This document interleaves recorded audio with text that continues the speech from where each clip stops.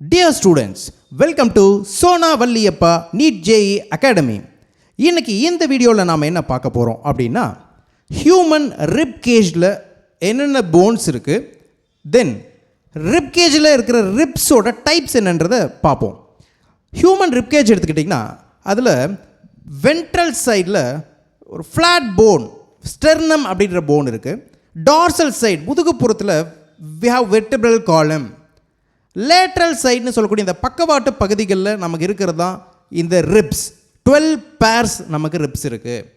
இந்த 12 purse of ரிப்ஸை எப்படி classify பண்ணுறாங்க, அதோட டைப்ஸ் என்னன்றது தான் இப்போ நம்ம பார்க்க போகிறோம்.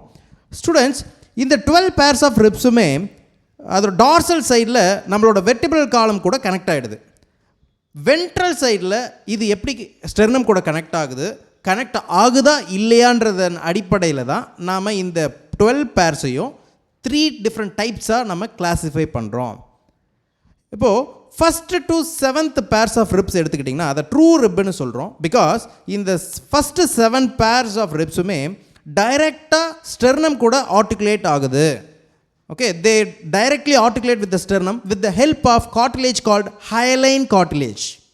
But 8th, 9th, 10th pairs எடுத்துக்கிட்டிங்கன்னா they do not directly articulate with the sternum, but they articulate with the 7th pairs of rib with the help of hyaline cartilage. அதனால் அது ஃபால்ஸ் ரிப்ஸ் அப்படின்னு நம்ம சொல்கிறோம். அது நேரடியாக ஸ்டெர்னம் கூட இணையிறது இல்லை, கனெக்ட் ஆகிறது இல்லை, 7th ரிப்போட சேருது அந்த ஹைலைன் கார்டிலேஜினுடைய உதவியால்.